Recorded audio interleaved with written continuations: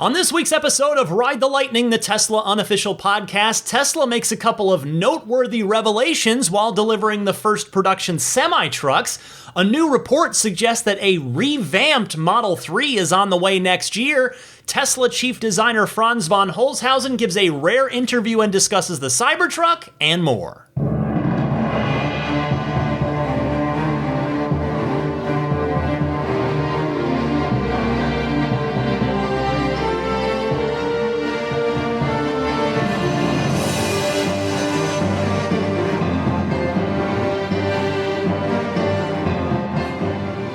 Greetings, friends. I'm Ryan McCaffrey here with you alongside Daisy the Boxer on the couch, and on the floor chilling out with me during this recording is Zelina the Future Service Dog.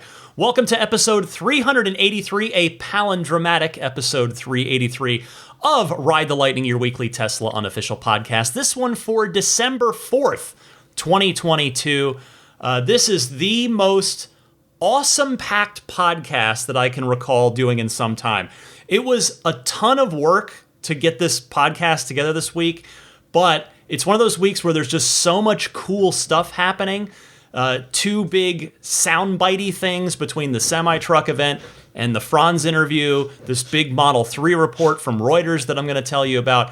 There's just all these great topics. I cannot wait to get this thing recorded and get it out to you. I hope you enjoy it. Now, a friendly reminder before I do get started about the listener meetup happening at the Peterson Auto Museum happening this coming week.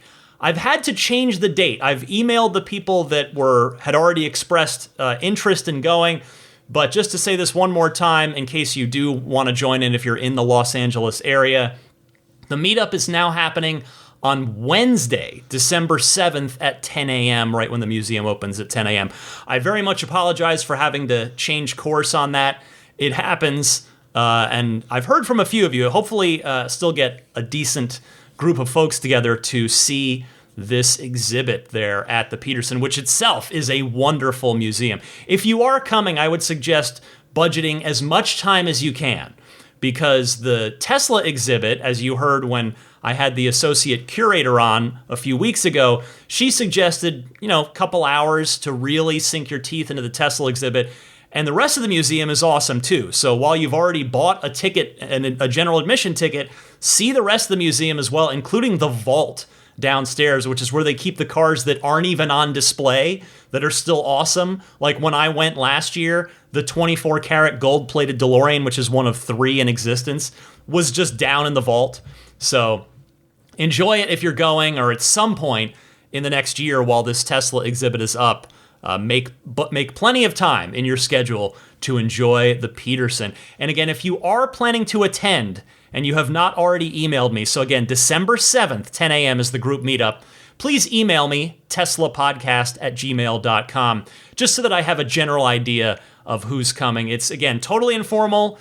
You buy your own ticket, you're doing your own thing, but I would love to meet up with any of you that do want to join in. I hope all of you Patreon backers that at the appropriate tier enjoyed this week's Lightning Round bonus mini episode, as I do those every week for the ludicrous tier and higher. And this week's was about my Rivian R1T test drive. Yes, through the generosity of a Ride the Lightning listener, I got to check out, from a behind-the-wheel perspective, a Rivian R1T, which was really fun. So take a listen to that. And as a reminder, anybody that joins my Patreon at the ludicrous tier or higher, you will get access to all of the Lightning Round mini episodes. There are 25 of them now. So you can find out more on my Patreon page found at patreon.com/Tesla Podcast. Now, if you are shopping for holiday gifts for your Tesla friends or wanting to drop hints to others, there is now even more new merchandise on the online Tesla shop than there was when I mentioned this last week. They put up metal drink canisters that are sized perfectly for the Tesla center console cup holders and a few more things. So if you did not already check out shop.tesla.com for some gift ideas for Tesla friends in your life, or to check out if there's anything you want that you want to drop hints to people in your life for, take a look at that.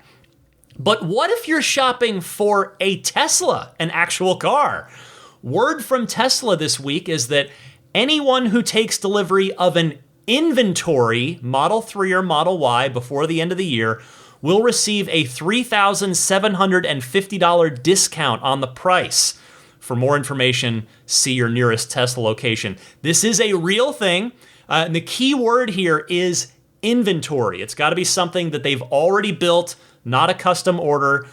Plus, at this point, if you did a custom order, they wouldn't get it built in time for you to take delivery of before the end of the year. And so this is clearly a very smart effort to effectively offer those customers that want to take advantage of this the upcoming tax credit right now, instantaneously. So, they'll grab a Model 3 or Model Y now rather than wait till 2023 for one.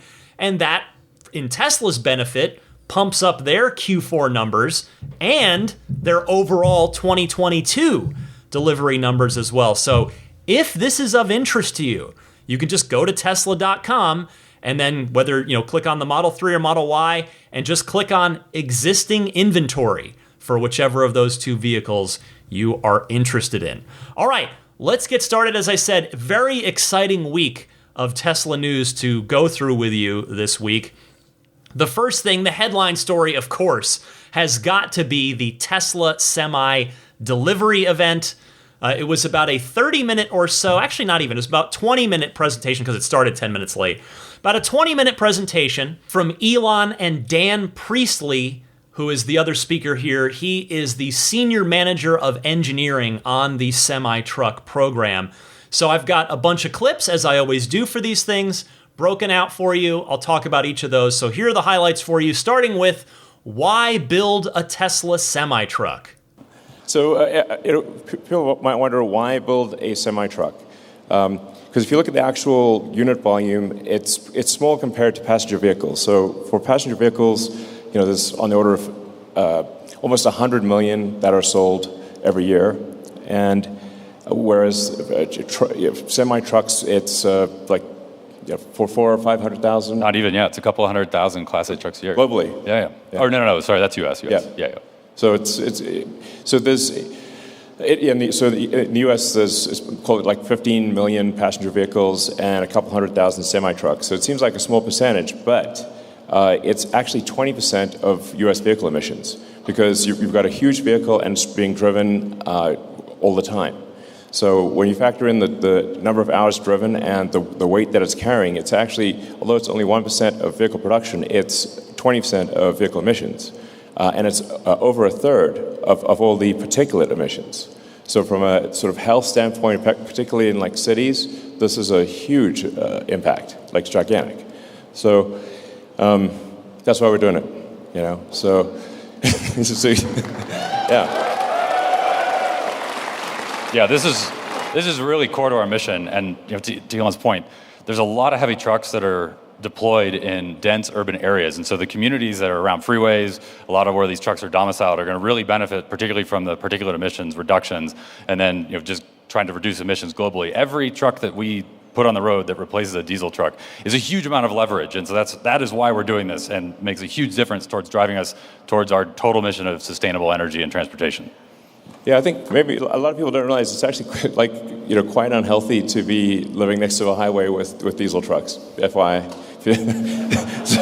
So being able to make them electric is just going to be just in addition to sort of climate change and global warming matters. It's also quiet, and it's going to improve the quality of your air, and it will actually just fundamentally improve the health of people living near freeways, which is obviously a super big deal.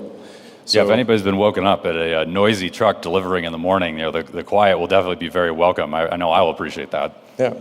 I honestly never knew that statistic, and it's kind of gross, honestly. Diesel semi-trucks are 1% of the vehicle production in the U.S. each year, but constitute 20% emissions and 1/3 of particulate emissions. Oof. So the question I would have for Elon and the team is, well, how quickly can you turn that number over? How quickly can you convert those diesel semi-trucks to electric semi-trucks. And the reason I ask is because your average gas-powered car, for instance, I think most of us, our gas-powered cars, we'd keep them 100,000 to 200,000 miles, and then that was pretty much it, on average. Well, I looked it up for a semi, and a semi-truck has an average lifespan of around 750,000 miles. And on average, a semi drives 45,000 miles per year. So that is a pretty long 15 to 17 year life, arguably longer than your average passenger vehicle, which seems bad in this case of trying to replace the diesel fleet of semi-trucks with electric ones. Now, will the economic benefits of an electric semi, which Elon, and again, his name was Dan Priestley, the other speaker on stage there, will the economic benefits of the electric semi be overwhelming enough to convince companies to retire those diesel-powered semis early and switch to electric? In fact, I'm honestly a bit surprised that this presentation didn't really touch on the economics, because the presentation did go into the economic side of it in the reveal 5 years ago, but again, that was a very long time ago, and the production final truck is different, and the circumstances are different in the sense that gas prices have only gone up. I would have liked to have heard more about the economic benefits of the electric semi here, but we did get plenty of interesting information. So let's continue with the next clip and hear about just how fun the Tesla Semi is. So we're aiming to cover all major forms of transport. It's just consistent with the Tesla mission, because sometimes I get asked, like, well, shouldn't Tesla just produce fast cars or premium cars or whatever? It's like, but what's our actual mission? Our actual mission is to accelerate the advent of sustainable energy. So that's why we're making this wide range of cars that don't really make sense from a brand standpoint, I guess, traditionally, but they make total sense when you consider what's the mission of the company. The mission of the company is to accelerate sustainable energy, and so it's super consistent with that goal, and really a crucial piece of the puzzle, and that's why we're doing it. Yeah, and I mean, Elon, you first laid this out in Master Plan Part 2, and now we're here to actually make it happen, and everything from the mission side, along with reducing the cost of cargo transport, and also make it fun. I mean, we want to make the truck an awesome driving experience, make it kick ass for the drivers. Yeah, I mean, it looks sick. I mean, look at that thing.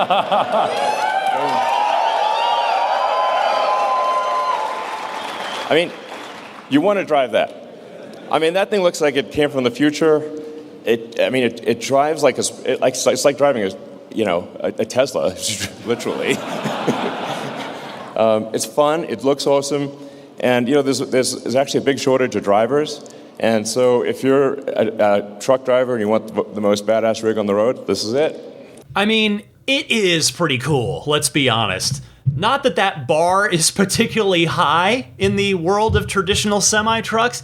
And if you're curious, by the way, one of the Frito-Lay trucks that was there was wrapped in a yellow and red wrap. And then there was a Pepsi truck as well, in, of course, blue. So simple matte wraps were on these trucks, and honestly, I think that's probably going to be what a lot of the electric semi customers are going to do. But I have to say, I do love how the Tesla Semi still, at least to me, looks like a Tesla, even though it's this gigantic Class 8 semi-truck. Next up, how about the performance? Let's hear about the performance aspect of the Tesla Semi. At Tesla, we don't make slow cars. We don't make this. This thing has crazy power relative to a diesel truck. Actually, especially if you're not towing anything, you could zip around like it looks crazy. Basically, it looks like an elephant moving like a cheetah. It didn't look right, frankly. But this is not sluggish in the least. It's fast. It's fast to accelerate. It's fast to brake. It's really a step change improvement in what it's like to drive a semi-truck. When we got three times the power. 3 times the power than any diesel truck on the road right now. So you got all the work, all the power you need to get the job done. But the other reason that it's a beast is because it's also efficient. And you can go 500 miles on a single charge on one of these things. So it's the mix of those two that this is why this is a game changer. And what's awesome is both of those are enabled by our new 1,000-volt powertrain, which is the first vehicle that we're doing with that. And don't worry, there'll be some more vehicles coming with that. But this is going to be a game changer because of all the awesome innovations that have happened, behind the scenes and under the hood, so to speak. First of all, I loved the description there of a loadless semi-truck looking like an elephant moving like a cheetah. Very apt and also hilarious. Second, and more importantly, I would bet lunch that the Cybertruck, at the very least the quad motor, biggest battery, 500-mile range Cybertruck, will be getting that 1,000-volt powertrain. But the other car that almost definitely will get that same 1,000-volt powertrain is the next-gen Roadster, because it too will have a gigantic battery. And plus, it's the supercar, it's the Halo car. It's gonna have the best of everything. I think that is a fair conclusion to draw from that. Next up, let's hear about the hardcore testing that Tesla did on this semi-truck. Lots of hardcore testing. So, one of the things about a commercial truck is that the reliability has to be extremely high. So it's got to be running continuously, can't break down. It's got to handle every kind of weather. Uptime is super important for any kind of semi-truck. So we've tested durability in every kind of weather, every kind of environment. You could, yeah.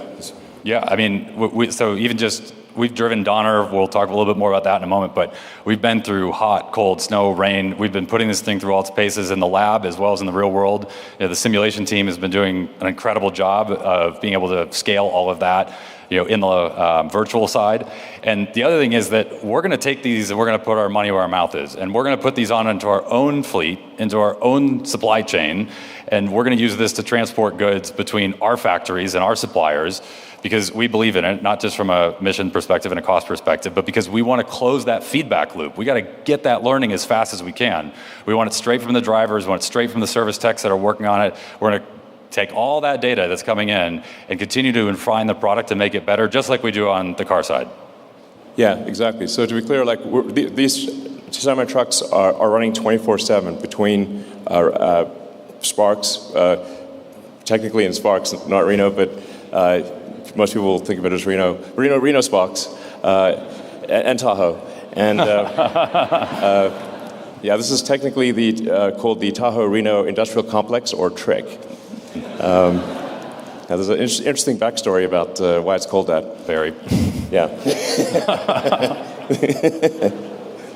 So, anyway,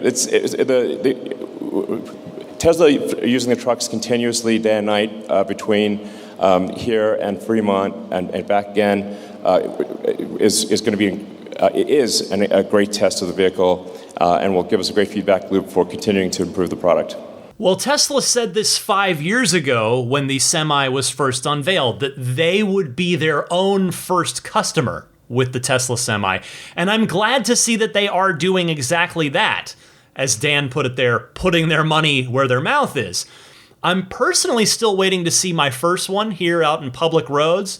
But then again, I'm not really over in the East Bay very much, which is where the Fremont factory is. I'm just not over there very often. I'm sure plenty of you listening out there who drive the 880 freeway, which runs past the Tesla factory, have probably had a Tesla Semi sighting or two at this point. But soon enough, many more of us will start seeing them on the roads. Or let's hear about now the powertrain in the Tesla Semi, because it's something of a surprise compared to what we were originally expecting. So we've got a tri-motor powertrain system. We're using the carbon overwrap sleeve. So essentially, we're using the plaid Model S, Model X powertrain,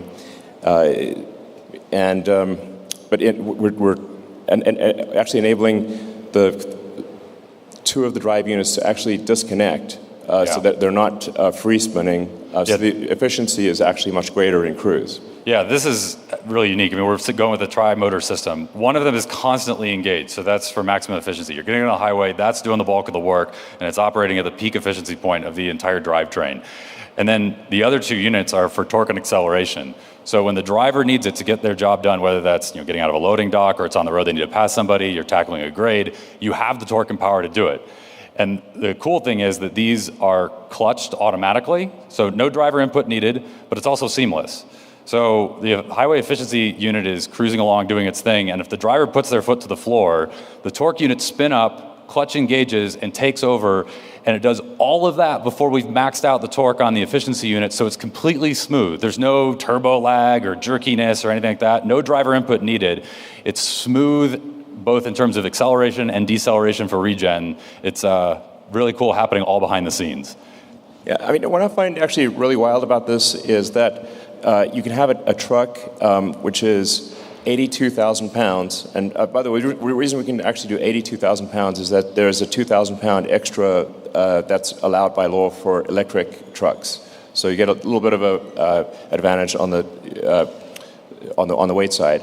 But you can basically pull 82,000 pounds at cruise using, and the only thing that's doing that is a tiny little motor on one axle. Oh, that big? About football size, maybe? Yeah, you can carry it. Yeah. It's like a, I mean, you can check it in your luggage. Good luck doing that with a diesel engine. And one of those is more powerful than a diesel. Yeah. Yeah, just that one little guy is more powerful than a regular diesel engine on a semi-truck. But I find it amazing that this enormous thing can be pulled by something that you could carry in your hands. It's like, wow, that's power density. Yep. Okay, so this is significant. The Tesla Semi uses the Plaid powertrain. That is something that could not have happened had this truck gone into production, say, 4 years ago or even 3 years ago. That's not to say Tesla wouldn't have upgraded the Semi over time if it had come out 4 years ago, and not that they won't do that even with this Plaid starting point that they have now, because you just heard them say that they will. But it was originally, if you remember, going to use 4 Model 3 motors. Now it's using the carbon-sleeved tri-motor Plaid setup, and the big advantage there is that it can operate at much higher RPM in a safe and reliable way, which is going to be huge for when the Semi needs to pull that 80,000 pound payload up a steep grade, as just one example. Next up, the range test, the 500-mile range test that Tesla ran recently. Let's hear about that. So we talked power. You want to talk efficiency? Yeah, absolutely. So, some people out there say it can't be done. I don't know who might say that, but I've heard rumors. So we just did it.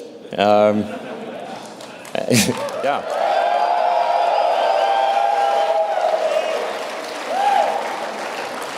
And we're going to post the whole video, unedited, on YouTube.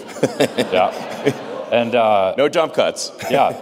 And this wasn't, some ultra clean, precise test track simulation or something where we, shut down a road. Nope, this is real world. This is over Grapevine. This is with traffic. This is true 500 miles. We were loaded just under 82K. We no special aero treatments. Yeah. Truck came off the line, shook it down, made it run. That's it. Yeah, there was no fast moves here. Nope. So to be clear, it's not what tricks did they pull? There were actually a whole bunch of tricks we could have pulled and didn't. As Dan said, no special aero treatment. And by the way, we should mention there was no charging. We charged the truck. We didn't stop to charge. Single driver. One charge. Exactly. Yeah. Good point.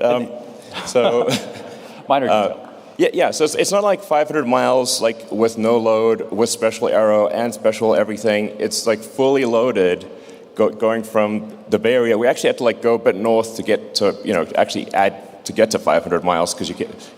LA to the Bay Area is less than that. Well, we went all the way to San Diego here, so we stretched out on the southern end. And do you want to see on the video? We have the proof. Absolutely. So. It's only 8 hours long, so... Yeah, buckle in. Don't worry, we brought lots of snacks. Yeah. But yeah, standard trip. Down the 5, up Grapevine, through LA, traffic, construction. We got the bypass on the way station, but running full 80 or just under 82, full deliveries, nothing to hide. Yeah. So. Yeah, real world. It's He did take one restroom break for. There is a required mandatory 30-minute break within the first 8 hours of operation. Okay. Took a small restroom break, but that was it. Yep. All right. Will I watch that entire 8-hour video of the drive from Fremont down to San Diego? No, I will not. But am I happy that Tesla is releasing that video? Absolutely. And also, if you're curious, the person that Elon was, I guess we would say subtweeting would be one way to put it right there, was Bill Gates, who had previously and publicly expressed doubt that a 500-mile electric semi-truck was even possible. So there you go, Mr. Gates. It is a real thing as of now. Next, how is it like to drive? Like, what is it complicated to drive a Tesla semi? Let's hear Elon and Dan talk about that.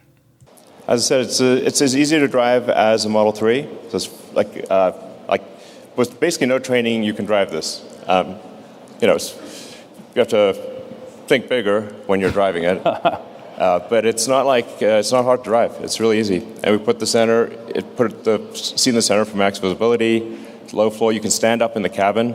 Yeah, and that's actually like a really big deal. I mean, you're a tall guy, Elon. You're able to stand up just fine. And nice thing is that if you're a truck driver and you're out during the day and it's cold, it's snowy, whatever, you can get in and this isn't a sleeper cab. This is a day cab. You can still stand up and you can shed your jacket, put it on the wall, all in the comfort. You can put your coveralls on while in the cab. So if you have to go do a dirty job, you can do that comfortably as opposed to being out in the elements.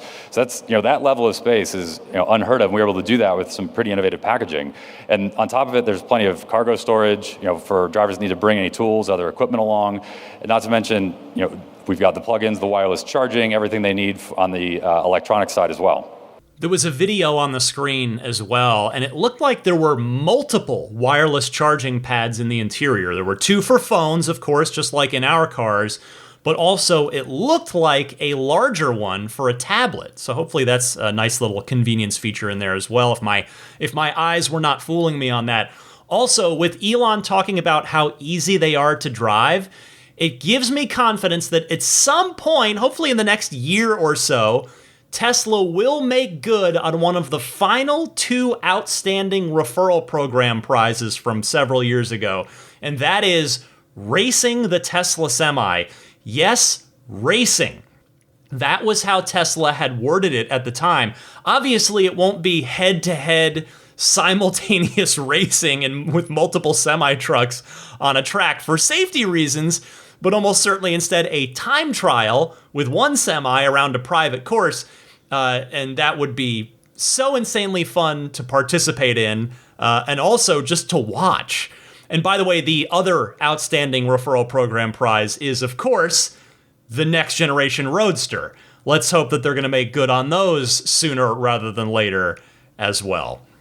I've got one more clip for you that I want to play from the Semi event. By the way, if you want to watch the entire Semi presentation, the entire delivery event, it's on Tesla's YouTube channel, youtube.com/Tesla. This clip is about high power charging. Big truck, big battery, gonna need some high power charging. Let's hear about that. Obviously, to charge a truck like this quickly, you need a high power charger. So we developed a megawatt class charger. It's capable of charging at a megawatt to DC. Yeah. And it's our next generation immersive cooling, so it's liquid cooled, so you don't need like a gigantic elephant trunk of a cable. You can actually have a small cable, and that cable delivers a megawatt. We've 3x the current density.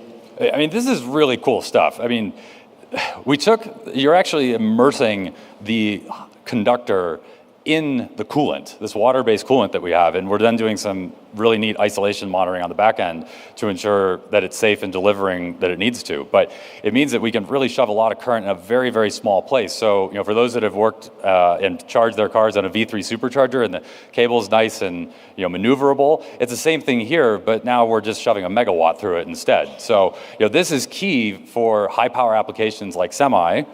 But you want to tell them, or do you want me to tell them? Yeah, I mean, it's going to be used for Cybertruck too. Yeah. So this is coming to our superchargers next year. Yeah. Again, awesome news for the Cybertruck, and also, once more, I would bet the farm that the next generation Tesla Roadster will also get this. And both of those vehicles, like the Semi, are going to have enormous batteries, although neither of them will come close to the Semi battery size. In fact, you could put the Roadster, the next-gen Roadster battery, and the largest Cybertruck battery together and still not come close to the size of the battery pack in the Tesla Semi. But anyway, you take my point. But even if you're riding peak output on a version 3, a V3 supercharger on a Cybertruck or a Roadster, it's going to take a while when you're dealing with what is certainly going to be probably 150 to 200 kilowatt hours of battery pack in either of those vehicles. So again, I'm sure the Roadster's going to get it as well as the Cybertruck for the same reason that I mentioned earlier with the 1,000 volt architecture. The Roadster's the Halo car. It's going to get all the best tech and the latest features on it. By the way, the other big notable omission for me with this presentation, aside from the economic side, the cost of operation stuff that I mentioned earlier, is that there was no mention at all of Tesla semi-truck autopilot in this presentation. I have to presume that it's just not yet activated, not yet ready to go, and is going to come along later. But bottom line, it is great to have these officially in production, finally out there. It's, Tesla had 3 cars that have been announced for a while. I mean, the Cybertruck, okay, it's been now 3 years, which is not an insignificant amount of time. But the Roadster and the Semi were at 5 years. So it's good to scratch one of those off the list, off the, still not out yet list. And the Cybertruck is coming up next, and then the Roadster, hopefully not too far behind that. But I am looking forward to seeing Tesla semi-trucks on the road soon, and congratulations to everyone on the Tesla Semi team that helped make this possible. All right, the next big story this week regards the Model 3, which I am a proud owner of. Many of you out there listening, I know, have the Model 3. A Model 3 refresh may be on the way. This story comes via Reuters, who again has had a number of big exclusives out of Tesla even over the last couple of years, and their track record is excellent. So I am very confident that this report is accurate. Reuters writes, Tesla readies revamped Model 3 with Project Highland. Tesla is developing a revamped version of Model 3, according to 4 people with knowledge of the effort, as the top EV automaker aims to cut production costs and boost the appeal of the 5-year-old electric sedan. One focus of the redesign, codenamed Highland, is to reduce the number of components and complexity in the interior of the Model 3 while focusing on features that Tesla buyers value, including the display, according to the people who asked not to be named because the revamp has not been announced. The revamp of the battery-powered sedan, which could also include some changes to the Model 3's exterior and powertrain performance, note the word could on that, will go into production at Tesla's factory in Shanghai and the company's Fremont, California plant, 2 of the people said. Tesla's Shanghai Gigafactory will put the redesigned Model 3 into production in the 3rd quarter of 2023, they said. It was not clear when production would start at the Fremont plant or how large a cost savings Tesla would achieve from the redesign as it works with suppliers. So first of all, again, heck of a scoop here by Reuters. They clearly have some excellent sources inside of that company. So a tip of the cap to Reuters on this one. Second, this would explain why we have not heard anything about the Model 3 being moved over to the 4680 battery cells and the structural battery pack, as you've heard me wonder aloud about multiple times in recent months. This Project Highland, would certainly address those two things and a whole lot more. The question is, would that whole lot more extend to the look of the car? Even the new Model S and the new Model X only got a slight exterior refresh. The total redesign of those cars happened underneath the skin, with new motors, new battery cell chemistry, new thermal management system, new suspension, etc. Basically everything aside from the looks was totally redone. And the looks, again, were still updated, just not totally redesigned. The fact is that Tesla has actually never, in their entire history, done a complete redesign of any of their cars before. It's never happened. Even the original Roadster got a little bit of a refresh. It's referred to as the Roadster 2.5, that I think was for the last either 1 or 2 years. I think might have been just the last year, the 2012 Roadsters. But anyway, I digress. Now, perhaps that previous story that I told you about the stalks being deleted from the Model 3 and the Model Y, and those cars getting a new steering wheel with the, obviously, turn signal buttons on it, maybe that's going to tie into this, right? That would certainly make sense. Next, let's look at the timing here. Starting this project in Q3 in Shanghai really drives home Tesla's whole, we make changes all year long, not just during the model year changeovers. It really drives home that whole mantra, doesn't it? I mean, this would not be the first time that they've done something like this. The original Model S refresh, the first one, in which they deleted the nose cone off of the front of the car, and they made a few other smaller, more subtle exterior styling tweaks as well. That happened in March of 2016, obviously well into the 2016 model year. Okay, next, let's talk about the most exciting potential changes of all here: styling and performance. Reuters sources clearly did not seem to know, or at least wouldn't say one way or the other on that. But I think this definitely goes without saying that this new Model 3 will definitely, like the S and the X before it, be new under the skin. It's going to be made with single-piece front and rear gigacastings. It'll use the 4680 battery cells and the structural battery pack. I mean, I don't know how the heck you'd reduce the components in the interior, which their report specifically cited, the interior. Because certainly, I mean, okay, the deletion of the stalks and a new steering wheel with the stalk functionality included right on the wheel as buttons, that would do the trick. That's one thing they could do. But seriously, look at a Model 3 or Model Y interior right now. What else could they possibly delete? I mean, maybe it's more about deleting interior components that we can't see. For instance, I have heard that the newer style center console that's in the 3 and the Y now has way fewer pieces and parts to it than the older style one that my 2018 Model 3 has. Now, exterior-wise, here's a question. Does the car need a refresh? Does the Model 3 need a refresh? Let me say, I certainly wouldn't be opposed to it now that the car is 5.5 years old. And really, by the time whatever these changes are actually go into effect in Q3, the Model 3 design will have been out there publicly for 7 years. If you go back to the original unveiling of the car back in March of 2016, and the car they shipped in July of 2017 was pretty darn close to that prototype that they unveiled in March of 2016. But let's think about this logically. The Model 3 and the Model Y share a lot of parts. And I imagine that Tesla would want to continue for that to be the case since they are the two high volume cars. Thus, I pose a hypothetical question, an example. Will Tesla change the headlights or the taillights, which are two things that you typically see updated in a refresh, a significant refresh of a car? I mean, maybe they would want to go with, say, a more modern light bar effect on the back of the car.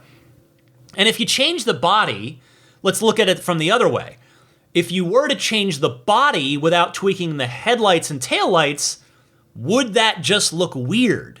I mean, I guess it didn't on the Model S and X refresh, but, it's food for thought. The point is, after thinking about this, reading this story over a couple of times, I'm not convinced that the look of the Model 3 is going to radically change on the outside. I imagine there's a good chance that it will to some degree.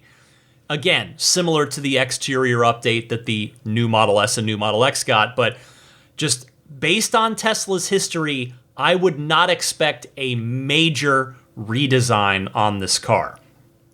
We're not done though. Let's talk performance, since the article did touch on that.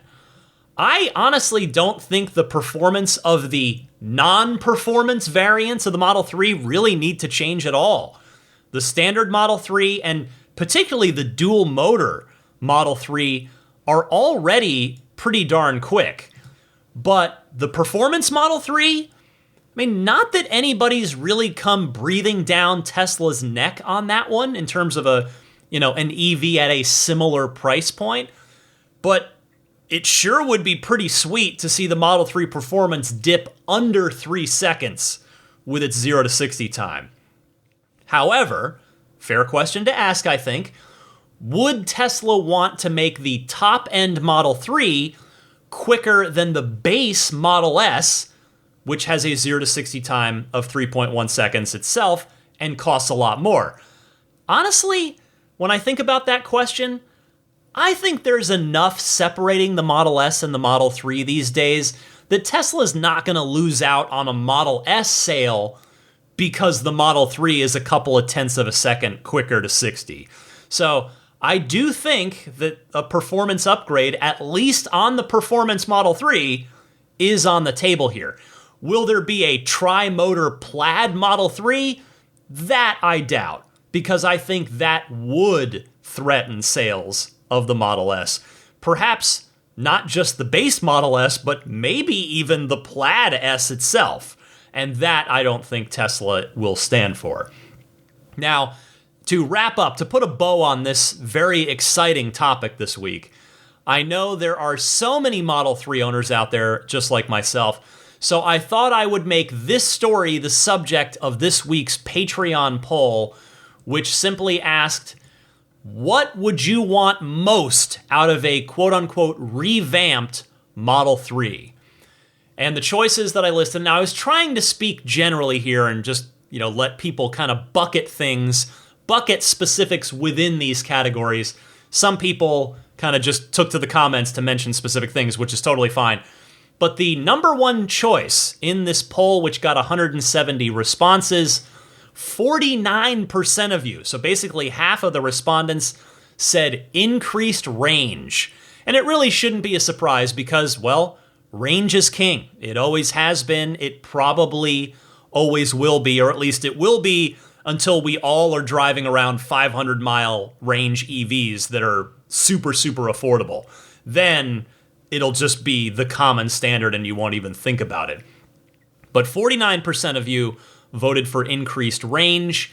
18% did vote for refreshed exterior styling. Very close, 17% said something else, and I'll read you some of those comments in a minute. And then 15% voted for redesigned interior. Now, perhaps interestingly telling in this poll, 1%, which I guess maybe 2 people at the most, voted better performance. So clearly everyone is pretty satisfied with the performance aspect of their Model 3. I mean, I certainly am. Would I love more? Well, sure, of course I would. I would always love more. But understanding that it's a 65 to 70 something $1,000 car, the Performance Model 3, the performance for what you pay is pretty darn awesome. So just 1 or 2 votes for better performance. I think that's very telling. That at least in this sample size, it tells Tesla that they really don't need to worry about performance as they're going to do a revamped Model 3. Anyway, some of the comments here. Crunch saying seats that massage. That would certainly be lovely. We would factor that under redesigned interior. Oliver Bornfeld, better noise handling and suspension. You've got a few people, including Kurt Hess, said, by exterior styling, I mean paint choices. There were a few people that mentioned paint colors. Let's see, what else in here? A few people did mention specifically the dual castings, the Gigapress castings, and the 4680 structural battery pack. And what else? Power Frunk from Keith Fernandez. So plenty of good suggestions in here, a lot of good responses. Thank you all very much for taking the time to vote. Again, the polls generally go up on Tuesday nights. You don't need to be a Patreon backer to vote in them. You can find them, again, every week, usually on Tuesday nights, on my Patreon page, which again is patreon.com/Tesla Podcast. All right. I'm going to take a quick little break. When I get back here after this very brief musical interlude, I will talk about the next huge story this week. Yes, we're still not done with awesome stuff this week. Coming up in just a moment, some clips from a rare interview with Tesla chief designer Franz von Holzhausen. I mean, he's barely been heard from publicly since he was on this podcast back on episode 220. So stay tuned for Franz in just a moment.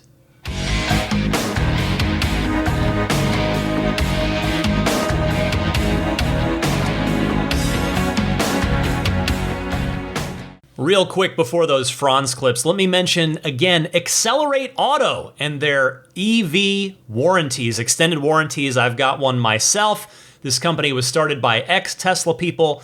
You've got just a little bit of time left. The end of this month is the end of the $100 discount code, which is Lightning. So if you are interested in that, don't forget to go to accelerateauto.com/xcare. That's XCELERATEAUTO.com/XCARE. These guys, again, former Tesla guys, they're out there trying to extend warranties where Tesla no longer will. So they cover all the common things. You've been hearing me mention them every week. The door handles for the older Model S's, the computer systems, MCU replacements, air suspension on the older S's and X's. In fact, unfortunately, my cousin Pat's Model S, which is now in the hands of a trusted family friend, it is having air suspension issues right now, sadly.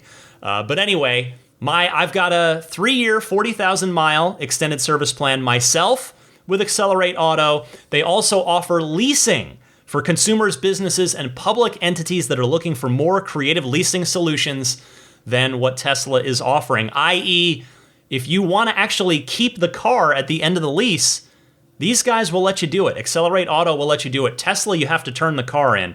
So learn more and find the right extended warranty plan for you and your Tesla at accelerateauto.com/xcare. Don't forget to use that discount code LIGHTNING for $100 off your purchase. Okay, as promised, Franz von Holzhausen, Tesla's longtime chief designer, gave a rare interview talking to CNBC about the Tesla exhibit at the Peterson Auto Museum.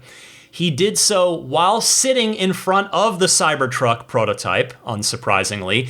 And of course, I wanted to play you a few clips from the 16-minute segment. I would say I very much encourage you to watch the whole thing. If you go to youtube.com/CNBC, you should just see it right there on that page. The video is titled Tesla's Chief Designer on the Cybertruck and Working with Elon Musk. Here's the first clip from Franz speaking to the origin of the Cybertruck design. The Cybertruck is one of these rare moments where, in a way, form followed function. A lot of times we put the form in front of the function, especially in the automotive world, and it's really tough to mix the two. But Cybertruck is really born out of the idea of a different way of manufacturing a material that put the toughness on the outside. So we really wanted to use stainless steel as a material so that the hardest part of the vehicle was on the outside, not the delicate paint. And it felt right for a truck that's used in like a Swiss Army knife in any kind of environment. Has to be tough. So stainless steel is really tough to form, especially when you make it bulletproof or thicker to withstand impacts and not be damaged. And so we really looked at new ways of manufacturing it. You could only break form and form it in one direction. You can't do compound curves or things with the thickness of the stainless steel that we're using. So it really led us to a design that was really planar, really simplistic, and was also a chance to break the paradigm of what pickup trucks have been for the past 60 or 70 years. They're the same. They're kind of this three-box shape. And we just thought from an aerodynamic perspective, having a covered back, a sloping roof would also be helpful. And oddly enough, it may not look it, but the Cybertruck is an incredibly aerodynamic vehicle. I continue to be astounded, at least speaking for myself, by the mental process that I went through on this. And from the letters I got, the calls I got, a lot of you went through this as well on this truck. And that process being going from hating it in like a major, like allergic kind of way at first to totally loving it like a day or two later. I wish I had the time to just go down to LA to hang out at the Peterson all day next to the semi-truck, the Cybertruck, just to listen to people's reactions to it. Now, I know that's not enough time for people to go through that whole cycle. You'd probably, if you did just stand there and listen to people's comments on the Cybertruck, you'd probably just get a lot of people hating it, and those people would maybe come to love it a day or two later at home when they're thinking about it later, like maybe in the shower. They're like, you know what, that Cybertruck, I'm kind of digging it. And, sure, I acknowledge as well, some people are still just going to hate it forever because it is such a polarizing design, but I remain amazed by the fact that this thing is going to exist. It will be a real thing. If you go on social media right now, you will still, in the end of 2022, find seemingly totally normal people who are 100% convinced that the Cybertruck is never coming out. And it's because the vehicle's so weird. It's not that they're anti-Tesla necessarily. It's just, it looks so bizarre that they've convinced themselves it's never coming out. It's like, no, man, it is happening. It's gonna be a real thing on public roads. It's time to start mentally preparing yourself, my friends. The next clip. This is Franz speaking to his favorite feature on any Tesla. So take a listen to this. Favorite one is the one that's coming. I think that we can talk about. I'm really excited about Cybertruck. I think this vehicle has the chance to be something really radical in a pretty normal space. So I'm looking forward to that shakeup and seeing them out on the street. And it's incredibly functional. It's not just the way it looks. It's as functional as any of its competitors, if not more. And so I think people use it in ways that we can't even expect, and it'll be great to see how that plays out.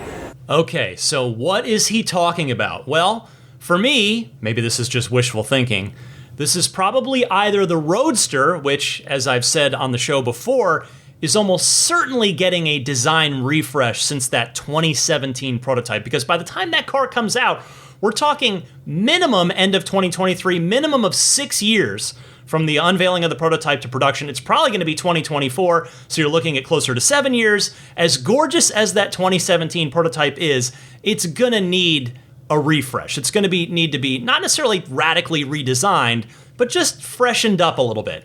And Franz may specifically be referring to the SpaceX version of the Roadster there that's going to do things that no car has ever done before, like, say, going from 0 to 60 in 1.1 seconds. Or maybe he's talking about the robotaxi. I mean, think about how fun the robotaxi would be as a car designer. getting to completely, in every way, rethink a car from not just the outside, but particularly the inside, when you don't need to have any inputs or really be surfacing any real driver information, because there's no driver. You can basically make it a workspace/play space. So I would bet that Franz is referring to one of those two things. I mean, I'm not exactly going out on a limb by saying that, since, those two cars are Tesla's next two projects after the Cybertruck, now that the Tesla Semi is finally in production. But hey, go with me on this one. Or better yet, if you've got an idea for something else that you think it might be, call in, drop me a line. I'd love to hear from you.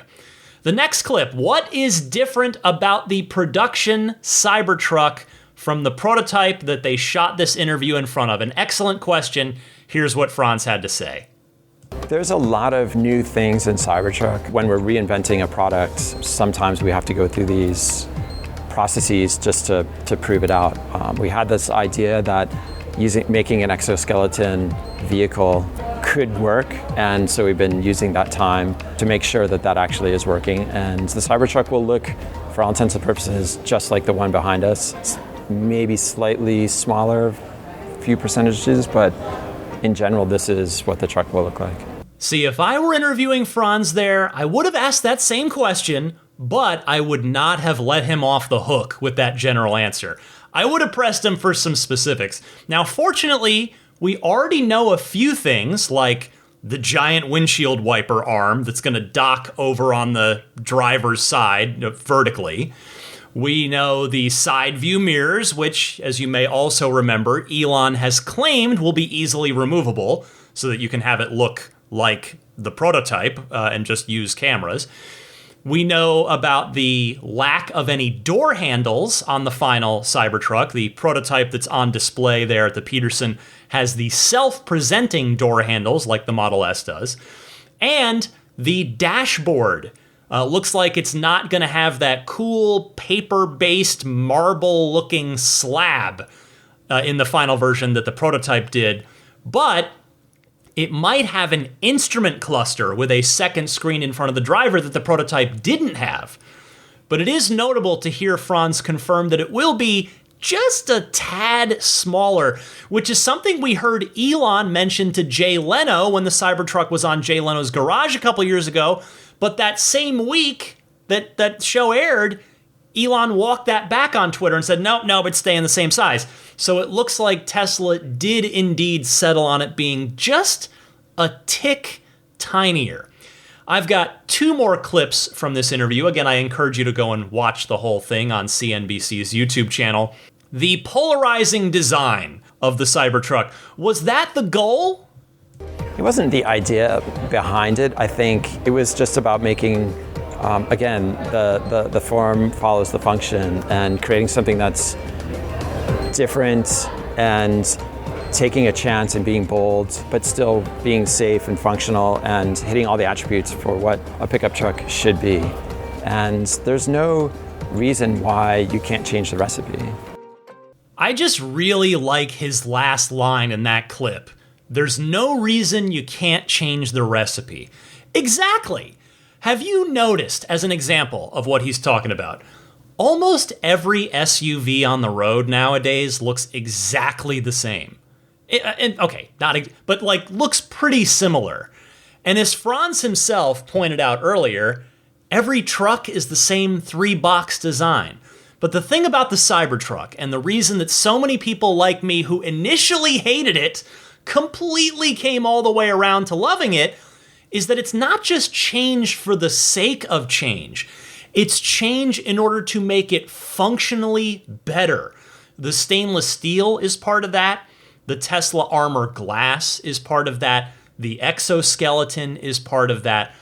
I think that's the difference for me between a Cybertruck and, say, if you haven't seen it yet, you can Google image search it, the new BMW electric cars.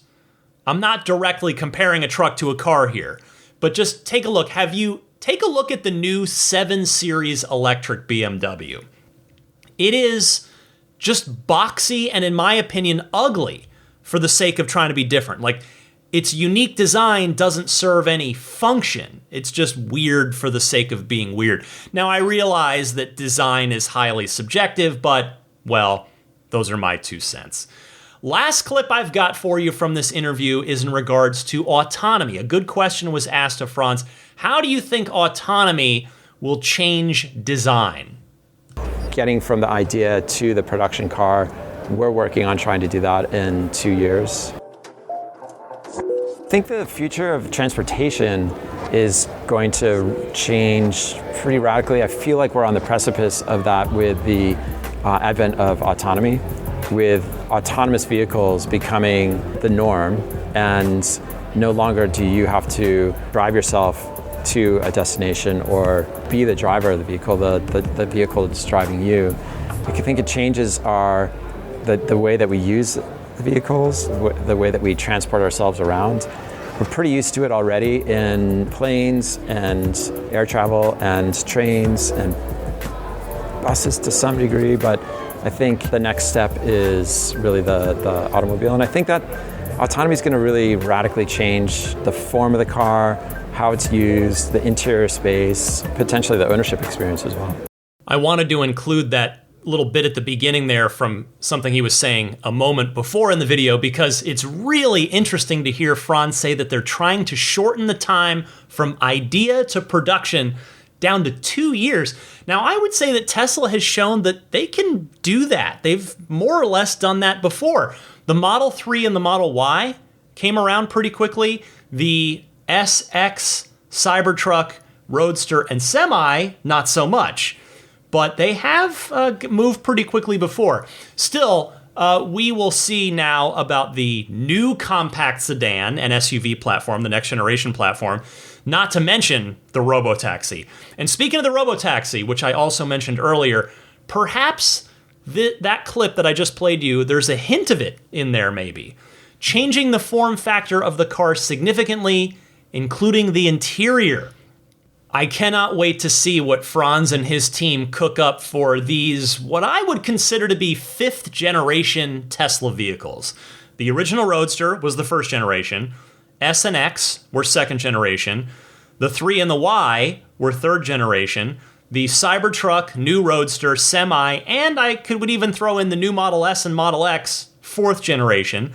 And then the smaller sedan and SUV, along with the robotaxi, would be the 5th generation. So always great to hear from Franz. We don't get to hear from him particularly often, so I'm happy to play some clips for you from that. Again, check out the full 16-minute video on CNBC's YouTube page.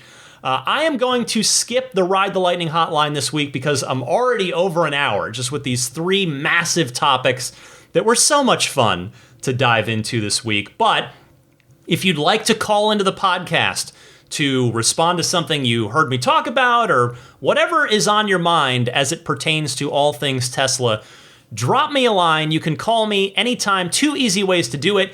Either use your smartphone's built-in voice recording software, record the question. Please try to keep it to 90 seconds or less so that I can get to as many people each week as possible.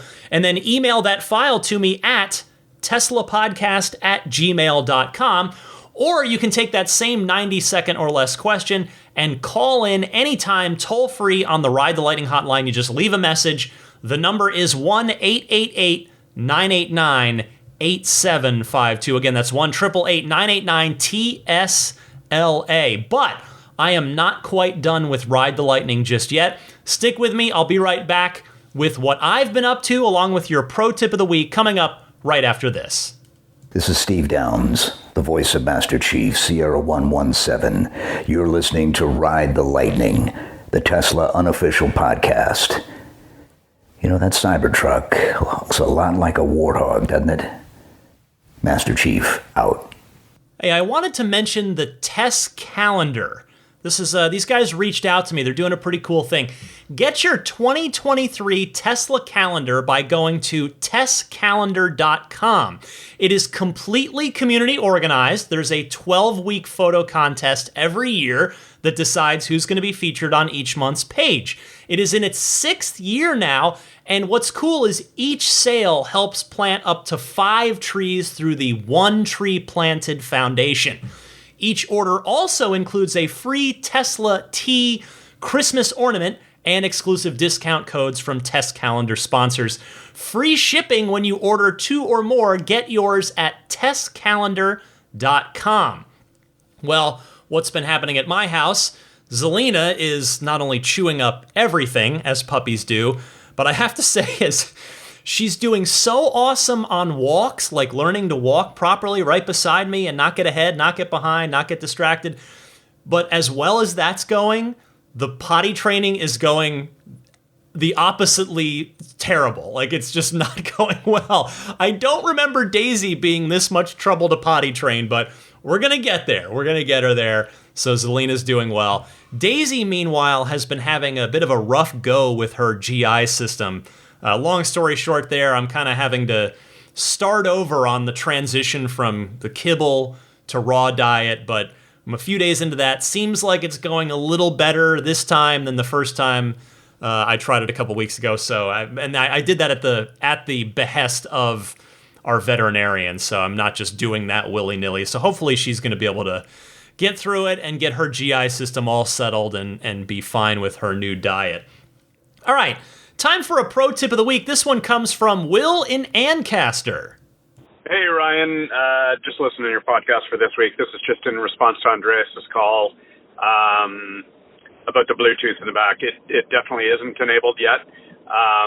But just to clarify one thing that you had mentioned, you can actually have the screen playing Netflix or YouTube or whatever while you're driving. My kids watch it all the time when we're on the way to the cottage. So you just can't have it in the front, obviously, for obvious reasons. But anyway, that being said, pro tip of the week that I've been meaning to call in for, so while I'm on here anyway, I may as well give it.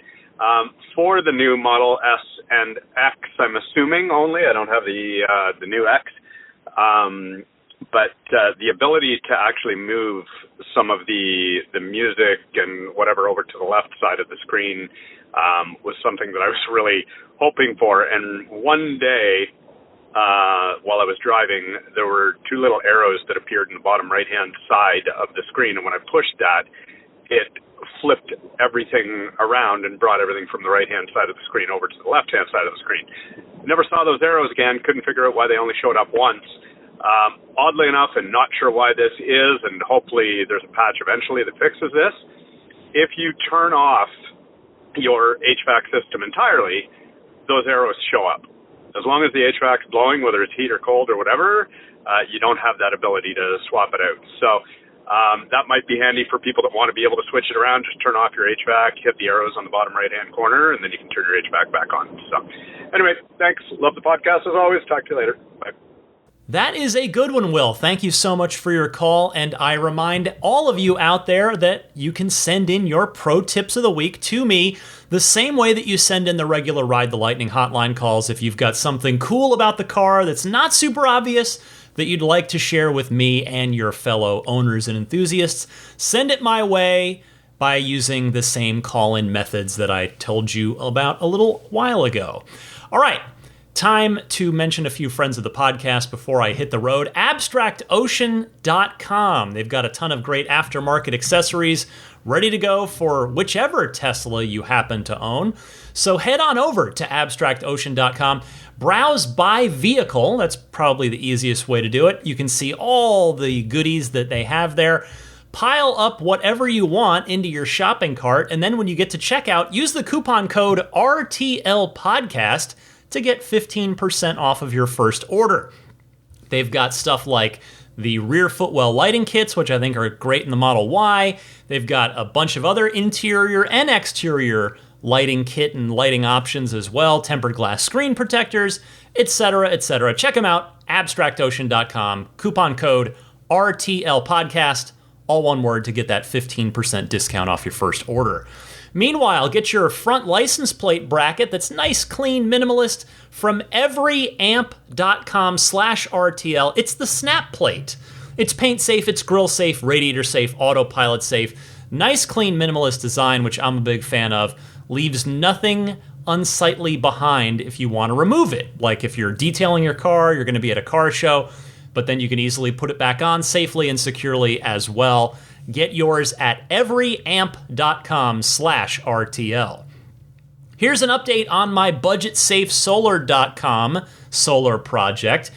We passed our inspection, that's the good news, with our new electrical panel, and we are now simply down to waiting for our utility provider, PG&E, to give us the go-ahead to operate, the permission to operate, which Budget Safe Solar is handling with them. So I'm hoping it's going to be soon, and it's not going to be more San Francisco bureaucracy with this stuff, but we appear to be in the final stage now. So one of these weeks, hopefully next week, I'll have some really good news about the fact that I'll be powered by solar. This podcast will be solar powered. That'll be the good news. So if you are interested in solar for your home or business, at least drop them a line, give them a look. Budgetsafesolar.com. Sure, you're going to take a look at Tesla, but if that doesn't work out for whatever reason, as it did not for me, take a look at budgetsafesolar.com. Don't wait around. Now is the time. And if you're going to proceed with an installation, don't forget to use the referral code RTL. Immaculate Reflections. If you are in or going to be in the greater San Francisco Bay Area, you're going to want to bring your car over to Immaculate Reflections for a spa day. Whether you want to do paint correction, get that paint finish looking as good as it possibly can, whether you want to do paint protection film on some or all the car, particularly that front end, or maybe you want to do some ceramic coating so that you don't have to wax it for the next 3 to 5 years. Instead, that water's just going to bead right off of the car. It's awesome. I love it. I'm very happy to have my car ceramic coated. So book in via his website, which is irdetailing.com, IR standing, of course, for Immaculate Reflections, irdetailing.com. And when you do reach out, mention that you're a Ride the Lightning listener, and there's a nice little discount waiting for you on any service that you book. Meanwhile, puretesla.com/RTL has all of your dash cam and Sentry mode needs. $49 shipped free will get you a 128 gigabyte micro SD based kit that's plug and play right into your car. Take it right into the package, which again is shipped free if you're in the US. Plug it straight into your car, and it's just going to work, and it's going to work reliably for a long, long, long time. There's also a 256 gigabyte kit for $69 if you'd rather step up to a larger file size, a larger storage size, I should say. There's also the nice slimline, low-profile wireless game controller kits as well if you do a lot of gaming in your Tesla, perhaps with someone else in your family that you need the whole, the 2-controller kit. That's available there as well. Again, the website, puretesla.com/RTL. And I believe that's all the friends of the podcast. I'll mention the patrons, the Patreon backers in a second. But first, let me mention one more time the Patreon itself. Hopefully you've really been enjoying Ride the Lightning all year long, as 2022 is now nearly over. We're 11 months in, 1 month to go. And if perhaps now is the time where you'll say to yourself after hearing this, you know what, Ryan, yes, you have earned my support. I am going to back you on Patreon. Head on over to my Patreon page found at patreon.com/Tesla podcast. Patreon spelled Patreon. I've got a number of different support tiers there. Each one comes with a stacking perk. So the higher up you go, the more stacked up perks you get. Just the basic support tier. If you're able to support me, there's a $5 a month tier, and in return for that, you will get early access to each week's episode. There's also a yearly option. If you just want to pay once a year for a full year of support of Ride the Lightning, you can do that. And if you do, there's a 5% discount on top of that to thank you for supporting for an entire year. The $10 a month tier is arguably the most popular. That one gets you the early access each week and that weekly bonus mini episode that I call the Lightning Round as well. So take a look, patreon.com/Tesla podcast. I would be humbled and grateful if you would consider supporting me on Patreon. If you are not already following or subscribing to the podcast, those are free things that you do on whichever podcast service you prefer. That way the show automatically pushes out to you each week. You don't have to remember to go and find it. So I am on all the big podcast platforms, including Apple Podcasts, Google Podcasts, Stitcher, TuneIn, Spotify. I'm also on YouTube in audio-only form. If you want to listen there, just search Ride the Lightning Tesla on YouTube and you'll find my channel there. But otherwise, find me on your favorite podcast service and click that follow or subscribe button. Each service calls it something else.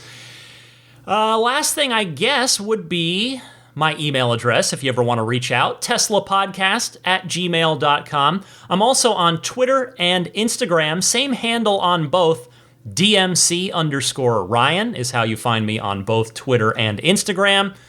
And with that, let me say hello and thank you to the wonderful Patreon backers at the higher tiers, starting with the grandfathered-in Plaid level supporters. The Plaid level is gone, but the people still kind enough to pledge at that level continue to be grandfathered in with all the benefits as such. So thank you very much to George Cassiopo, David Brander, Logan Willis, Jason Chalukas, Tim Hyde, Peter Chalet, Eric Randolph, Dory and Steve Guberman, the Tesla owners of Taiwan, Ron Lee, Charlie Gillespie, David Perella, Dennis Peak, Jeff Angwin, Chase Cabanillas, the Lydia family, Aaron Altschul, Jared Brown, Jerome Strack, Jamie Dalton, the Tesla Owners East Bay Club, Mike and Barbara from Louisville, David J. Howes, Travis Krenzel, Matt Nixon, the Tesla Owners Club of Wisconsin, Jonathan Zalesny, Ish, Not Elon Musk, T. Kirk Lowry, Peter, and the Bear Boys of Colorado. Next up, an extra big thanks to the Maximum Plaid backers. We have in fact, tomorrow, or Sunday as I record this, so it'll be today for some of you listening, but we have our monthly Zoom hangout for the Maximum Plaid tier and higher happening this weekend. I'm looking forward to that. Hopefully I will see Jonathan Wales, Cameron Clark, Daniel Grummer, Seth Capello, Nick and Tony, the Galpin family, Ryan from Las Vegas, Darren Nickel, Kaz Barnes, Ulrich Lassa, Brett Libano, Patrick Wisniewski, Gil Cabrera, Watley, Eric Brown, Mark Eversole, Todd Badger, Joe Edgel, Kevin Yank, the Tesla Owners Club of San Joaquin Valley, Michael Williams, Will Stedman, Mait Suaru, Derek Nesselrote, Justin Perez, Jeremy Harris, Chris Beach, Tom Mills, Alex Brem, Tyler Smith, Corey O'Donnell, Matthew Graham Dronberger, Scott Gillis, Aaron, John Cody, Andre Kent, Joel Sapp, Kim Bay, Paul Casarino, Richard Corley, Chris Osborne, KB, We Drive Tesla EV Luxury Car Rental in Oahu, HaloBengals.com, Chris Pratt, Ken Epstein, Doug Carey, and James Gregory. Finally, a big thank you to the Roadster in Space tier backers. They are in the stratosphere. They are orbiting the planet with their awesome generosity. That's how high their pledge is. So thank you so much to Pete White, Lyle Austin, Steve Radspinner, Fernando Cordero, Lawton from Chicago, Sean Neidig, Neil Weaver, Jackson Wallace, Rolf and Jennifer Evers, Howard Anthony Smith, Victoria Iacovetto, Tesla Hitchhiker 42, and Kara Weston. Thanks so much to all of you for continuing to listen to this podcast all year long. Boy, this was episode 383. Episode 400 isn't too far away. I wonder, let's see if I can come up with something extra fun for that one. I guess that's still about, 17 weeks? That's 4 months away. Maybe it's not that close, but it'll go by quick. Next year promises to be a very big year once again for Tesla with the Cybertruck, maybe the Roadster, but definitely the Cybertruck, which I know so many of you are eagerly anticipating. All right, I'm going to hit the road here, but I want to say happy electric motoring to all of you. Thank you so much for your time and attention here every week on Ride the Lightning. For a snoozing Daisy the Boxer and an also snoozing Zelina the Future Service Dog, I'm Ryan McCaffrey. This was a palindrome, episode 383 of Ride the Lightning, your weekly Tesla unofficial podcast.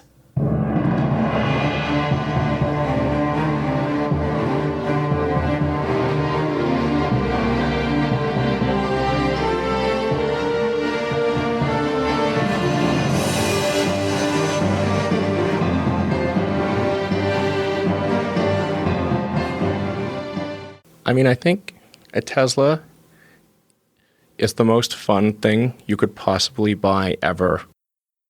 That's what it's meant to be. Our goal is to make it's not exactly a car. It's actually a thing to maximize enjoyment. It's maximum fun.